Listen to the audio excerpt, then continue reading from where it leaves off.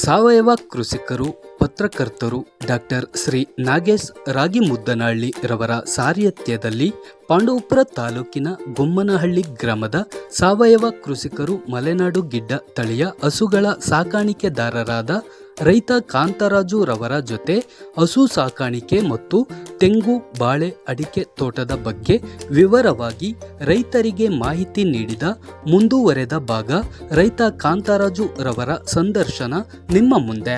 ನನ್ನ ಎಲ್ಲ ಯೂಟ್ಯೂಬ್ ವೀಕ್ಷಕರಿಗೆ ನಮಸ್ಕಾರ. ಇವತ್ತು ನಾವು ಕಾಂತರಾಜು ತೋಟದಲ್ಲಿದ್ದೀವಿ. ಈಗ ಅವರನ್ನು ಪರಿಚಯ ಮಾಡ್ಕೊಳ್ಳೋಣ. ನಮಸ್ಕಾರ ಕಾಂತರಾಜು ಅವರೇ. ನಮಸ್ಕಾರ. ಯಾವ ಊರು ತಾವು? ಕೊಂಡಳ್ಳಿ. ನೋಡಿ, ಈಗ ನಾವು ಅವ್ರ ತೋಟಕ್ಕೆ ಬಂದಿದ್ದೀವಿ. ಯಾಕೆ ಇವ್ರನ್ನ ನಾವು ಅವ್ರ ತೋಟಕ್ಕೆ ಬಂದಿದ್ದೀವಿ ಅಂತಂದರೆ, ಅವರು ಸಾವಯವ ಕೃಷಿಕರು ಅನ್ನೋದು ಈ ಪಾಂಡವಪುರ ತಾಲೂಕಿನಲ್ಲಿ ಅವರು ಒಂದು ಪ್ರಸಿದ್ಧರು. ಹಾಗಾಗಿ ಅವ್ರ ತೋಟಕ್ಕೆ ನಾವು ಬಂದಿದ್ದೀವಿ. ಅವರು ಏನೇನು ಬೆಳೆಗಳನ್ನ ಮಾಡಿದ್ದಾರೆ, ಕಾಂತರಾಜು ಅವರು ಏನೇನು ಬೆಳೆಗಳನ್ನ ಮಾಡಿದ್ದಾರೆ? ಸದ್ಯಕ್ಕೆ ಬಾಳೆ, ಅಡಿಕೆ, ತೆಂಗು ಮಾಡಿದ್ದೀವಿ. ಈಗ ಅಷ್ಟೇ ಮಾಡಿದ್ದಾರೆ. ಈಗ ಎಷ್ಟು ವರ್ಷ? ಈಗ ಒಂದು ಪುಟ್ಟು ಗಿಡಗಳಿದ್ದಾವೆ, ದೊಡ್ಡದು ಇದ್ದಾವೆ. ಯಾಕೆ ನೀವು ಪುಟ್ಟದ್ದು ಇನ್ನೊಂದು ದೊಡ್ಡದು ಈ ಥರದ್ದು ಮಾಡಿದ್ದೀವಿ? ನಮಗೆ ನೀರು ಒಂದು ಸ್ವಲ್ಪ ಕಡಿಮೆ ಬೋರ್ಗಳಲ್ಲಿ, ಅದರಿಂದ ಒಂದು ಅರ್ಧ ಎಕರೆ ಒಂದು ಸಾರಿ 2 ವರ್ಷದ ಗಿಡ ಒಂದು ಅರ್ಧ ಎಕರೆ ಇದೆ. ಈಗ 1 ವರ್ಷದ್ದದೆ, ಈ ವರ್ಷ ನೆಟ್ಟಿರೋದದೆ. ಹಂಗೆ ಒಂದು ಬ್ಯಾಚ್ ಸ್ವಲ್ಪ ಮಾಡ್ಕೊಂಡು ಮಾಡ್ತಾವೆ. ನೀರು ತೊಂದರೆ ಆದ್ರಿಂದ ಆ ಥರ ಮಾಡ್ಕೊಂಡಿದ್ದೀವಿ. ಈಗ ಇವತ್ತಿನ ಯುಗದಲ್ಲಿ ಎಲ್ಲರೂ ಮೆನ್ಯೂರ್ನ ಬಳಸಿ ನಾವು ಗಿಡಗಳನ್ನ ಬೆಳಿಬೇಕು, ತುಂಬ ಫಾಸ್ಟಾಗಿ ಬೆಳಿಬೇಕು ಅಂತ ಕಾಲದಲ್ಲಿ ನೀವು ಯಾಕೆ ಸಾವಯವ ಕೃಷಿಯನ್ನು ಬಳಸಬೇಕು ಅಥವಾ ಆ ಕೃಷಿಯನ್ನು ಮಾಡಬೇಕು ಅಂತ? ನಮಗೆ ಸಾವಯವ ಕೃಷಿ ಮಾಡೋದ್ರಿಂದ ಅವಕ್ಕಿಂತ ಚೆನ್ನಾಗಿ ನಮ್ಮದು ಇದೆಲ್ಲ 1 ವರ್ಷದ ಗಿಡ, ಅದು 2 ವರ್ಷದ ಗಿಡ ಎಲ್ಲ ತುಂಬ ಚೆನ್ನಾಗಿ ಬರ್ತದೆ. ನಾವು ಒಂದು ತಿಂಗಳಿಗೆ ಒಂದ್ಸರಿ ಜೀವಾಮೃತ ಹಾಕ್ತೀವಿ. ಜೀವಾಮೃತ ಹಾಕಿ ತೋಟ ಉಳಿಸಿ ಗಿಡ ಅಲ್ಲೇ ಮೇವೆಲ್ಲ ಕುಯ್ಬೇಕಾದ್ರೆ ದನಿಗೆ ಮೇವು ಕುಯ್ಕೊತೀವಿ, ಅಲ್ಲೇ ಕಟ್ಕೊಂಡು ಬೀಸ ಹಾಕ್ತೀವಿ. ಆಮೇಲೆ ಕುರಿ ಗೊಬ್ಬರ ಹಾಕ್ತೀವಿ. ಅದರಿಂದ ನಮ್ಗೆ ಗೊಬ್ಬರ ಇರೋದ್ರಿಂದ ನಾವು ಯಾವುದೇ ರಾಸಾಯನಿಕ ಬಳಸ್ತಾನೆ ಬರ್ತವೆ. ಈಗ ಎಷ್ಟು ಗಿಡಗಳಿದೆ? ಈಗ ಅಡಿಕೆ ಗಿಡ ಎಷ್ಟಿದೆ, ತೆಂಗಿನ ಗಿಡ ಎಷ್ಟು? ಈಗ ಅಡಿಕೆ ಗಿಡ ಒಂದು 1100 ಇದೆ, ತೆಂಗಿನ ಗಿಡ ಒಂದು 50. ತೆಂಗಿನ ಗಿಡ 50. ಈಗ 50 ಗಿಡದಲ್ಲಿ ಎಷ್ಟು ಲಾಭವನ್ನು ನಿರೀಕ್ಷೆ ಮಾಡ್ತೀವಿ? ನಮಗೆ ಒಂದು 6ರಿಂದ 7 ಸಾವಿರ ಕಾಯ್ತು.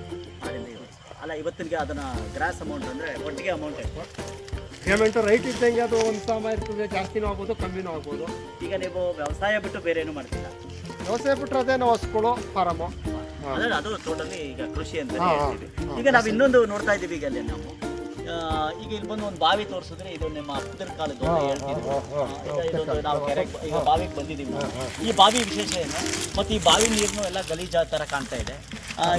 ಇದೇನೇನು ಮಾಡ್ತಾ ಇದ್ದೀರಿ ನೀವೀಗ? ಇದು ನಾವು ಅಲ್ಲಿ ಫಾರಮ್ ಹತ್ರ ದನಿಂದು ತೊಪ್ಪೆ ಗಂಜ ಯಾವುದೇ ತೊಳೆದದ್ದು ನಮ್ಮ ಮೇಗಳು ತಾರಸಿ ಮೇಗಳು ನೀರು ಪ್ರತಿಯೊಂದು ನೀರು ಇಲ್ಲಿ ಬಾವಿ ಬೀಳಂಗೆ ಮಾಡೀವಿ. ನಮ್ಗೆ ನೀರು ಹಸಿ ಬೋರಲ್ಲಿ ಕಮ್ಮಿ, ಆದ್ದರಿಂದ ಆ ನೀರೆಲ್ಲ ಆಮೇಲೆ ಬೋರ್ ನೀರು, ಮನೆ ತೊಳೆ ಬೋರೆಲ್ಲ ನೀರೆಲ್ಲ ಇಲ್ಲಿಗೆ ಬಂದುಬಿಟ್ಟು ಇಲ್ಲಿಂದ ನಾವು 5 HP ಮೋಟ್ರ್ ಅದೇ 5 HP ಮೋಟ್ರಲ್ಲಿ ಜಮೀನಿಗೆಲ್ಲ ನೀರು ಹೊಡ್ಕೊತೀವಿ. ಗಂಜ ತೊಪ್ಪೆ ತೊಳೆದ ನೀರು ಪ್ರತಿಯೊಂದು ಈ ಬಾವಿ ಬಂದ್ಬಿಡ್ತೀವಿ. ನಮ್ಮ ಫಾರಮ್ ವ್ಯವಸಾಯಕ್ಕೆ ಮಾತ್ರ ಯೂಸ್ ಮಾಡ್ತೀವಿ. ಈಗ ಬೋರ್ ನೀರನ್ನು ಇಲ್ಲಿಗೆ ಬೋರ್ ನೀರು ಸಣ್ಣ ನಮ್ಮದು ಬೋರ್ ನೀರು ಸಿಂಗಲ್ ಫೇಸ್ ಮೋಟ್ರ್ 2 ಓಡ್ತವೆ, ಇದೊಂದು ಓಡ್ತಿದೆ. ಆ ನೀರೆಲ್ಲ ಇಲ್ಲಿಗೆ ಸ್ಟೋರ್ ಮಾಡ್ಕೊಂಡು ಇಲ್ಲಿಂದ 5 HP ಮೋಟ್ರಲ್ಲಿ ಜಮೀನು ಕೊಡ್ತೀವಿ. ಈಗ ನೀವು ಏನು ಹಸು ಪಾಂಪು ಎಲ್ಲ ತೊಳಿತೀರಿ ನೀರು, ಆ ಗಂಜಲ ಬಗ್ಗೆ ಎಲ್ಲ ಇಲ್ಲಿಗೆ ಬರೋದು. ಹಾಗಾಗಿ ನೀವು ಇದು ಒಂಥರ ಒಂದು ಈಗ ಇಲ್ಲಿಂದ ಪಂಪ್ ಮಾಡ್ತೀರಿ? ಇಲ್ಲಿಂದ ಜಮೀನು ಪಂಪ್ ಮಾಡಿ ನೀರು ಬಿಡ್ತೀವಿ. ಈಗ ಬೇಸಿಗೆನಲ್ಲಿ ನೀರು ಹೆಂಗಿರುತ್ತೆ? ಬೇಸಿಗೆಯಲ್ಲಿ ನೀರು ಕಮ್ಮಿ ನಮಗೆ. ಇದು ಕಾಲು ನೀರಿರೋದ್ರಿಂದ ಬಾವಿ ತುಂಬ್ಕೊಳ್ಳೋದೆ. ಈಗೇನು ಒಂದು 6 ತಿಂಗಳು ತುಂಬ್ದಂಗೆ ಇರ್ತದೆ. ಬೇಸಿಗೆ ನೀರು ಕಮ್ಮಿ ಆದ್ದರಿಂದ ಬೋರ್ಗಳ ನೀರು, ಮನೆ ತೊಗೊಳ್ಳೋ ನೀರು ಎಲ್ಲ ಪ್ರತಿಯೊಂದು ಇಲ್ಲಿ ಬಂದು ಸ್ಟೋರ್ ಆದಮೇಲೆ ನಾವು ಜಮೀನಿಗೆ ಹೊಡ್ಕೊತೀವಿ, ಮುಟ್ಕೊತೀವಿ. ಹಾಗಾಗಿ ಈ ನೀರು ತುಂಬಾ ಉತ್ಕೃಷ್ಟ. ಗೊಬ್ಬರ ನೀರು ಒಳ್ಳೆ ಎಲ್ಲ ಗಂಜ ಇದೆಲ್ಲ ವೇಸ್ಟ್ ಆಗ್ದಂಗೆ ಇಲ್ಲಿ ಬಂದಿದ್ರೆ ಜಮೀನು ಬರ್ತದೆ. ಇಲ್ಲಿ ಎಷ್ಟು ಜಮೀನಿದೆ ಒಟ್ಟು? ನಮಗೆ ಇಲ್ಲಿ ಒಂದು 1.5 ಎಕರೆ ಇದೆ. ಈ 1.5 ಎಕರೆನಲ್ಲೂ ತೋಟ ಅಡಿಕೆ ತಂಗಿ. ಮತ್ತೆ ಈಗ ನೀವು ರಾಗಿ ಭತ್ತ ಬೇರೆ ಕಡೆ ಚೆಲ್ಲಿದೆ. ಅದು ಮನೆಗಾಗೋಷ್ಟು ನೀವು ಸಾವಯವ ಕೃಷಿ? ಸಾವಯವ ಕೃಷಿ ಮನೆಗಾಗೋಷ್ಟು. ಅದಕ್ಕೆ ಯಾವ್ದು ಮೆನ್ಯೂರ್ ಏನು ಹಾಕಲ್ಲ, ಅದ್ಯಾವ್ದು ಮೆನ್ಯೂರ್ಗಳನ್ನ ಏನು ಬಳಸಲ್ಲ. ಹಾಗಾಗಿ ಟೋಟಲಿ ನೀವು ಸಾವಯವ ಕೃಷಿಯನ್ನು ಮಾಡ್ತಾ ಇದ್ದೀರಿ. ತುಂಬ ಖುಷಿ ಆಯಿತು. ಇವತ್ತಿನ ಜನ್ರೇಷನ್ನಲ್ಲಿ ಎಲ್ಲರೂ ನಾವು ಸಾವಯವ ಕೃಷಿಗೆ ಹೋಗಬೇಕು ಅನ್ನೋದನ್ನು ನಮ್ಮ ಹಿರಿಯರು ಈಗಾಗಲೇ ಇವ್ರಿಗೆ ಒಂದು 60 ಆಗಿದೆ ಅಂತ ನಾವು ಭಾವಿಸ್ತೀವಿ. ಅಷ್ಟು ವಯಸ್ಸಿನಲ್ಲೂ ನೀವು ಯುವಕರಿಗೆ ಮಾದರಿಯಾಗಿದ್ದೀರಿ ಅಂತ ಹೇಳ್ತಾ ಈ ಎಪಿಸೋಡನ್ನು ಮುಗಿಸೋಣ. ನಮಸ್ಕಾರ ಕಾಂತರಾಜ್ ಅವರೇ.